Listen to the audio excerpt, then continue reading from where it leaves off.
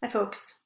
So this is I suppose a love letter and an appeal to some of my former students. So I'm just going to go ahead and read it. So if you see me staring off, it's not because I don't want to give you eye contact. So I am a leftist, and I understand how demoralizing it is when otherwise good people refuse to acknowledge what you plainly see. And I understand how tempting it is to feel like you want to throw your hands up in the air and dismiss people as lemmings for propping up a violent system. I do. But please believe me when I say this, the neo-Nazis and religious zealots, they don't believe in our system either.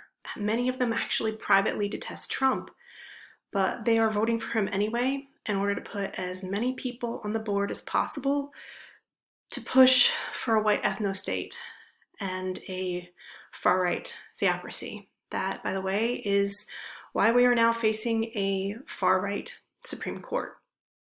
So I'm asking you to please be smarter than neo-Nazis, be smarter than Christian theocrats. Talking shit about Biden as being out of touch or denouncing the political process as pointless, it contributes to something called voter depression. You might actually think that no one is listening to you, but they are, and your words might persuade someone who should show up to not show up. It also, though, plays into far-right psyops. What do I mean by that? What I mean is that Trump knows that we have more numbers on our side, which is why he is trying to psych people out and make them think that this election is a foregone conclusion, but it's not. And we can win this.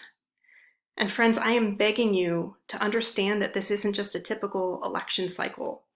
People have died, are dying, and will continue to die because of Trump if he is permitted to pull off this coup. Don't let him. Your queer, undocumented, BIPOC, poor, disabled, elderly, uterus-owning neighbors are literally, their lives are on the line.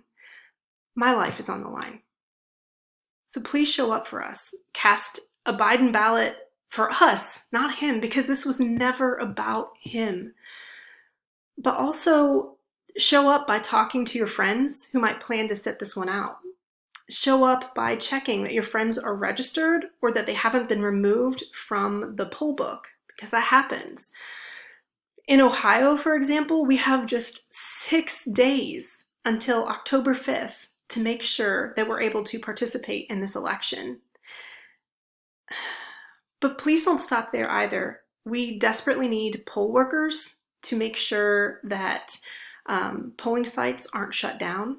We desperately need poll watchers to make sure that ballots aren't getting tossed.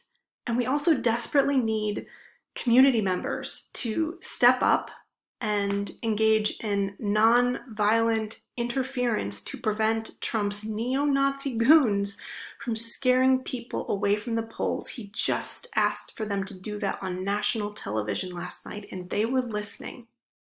Now look, I know that it feels hopeless, but feelings aren't facts.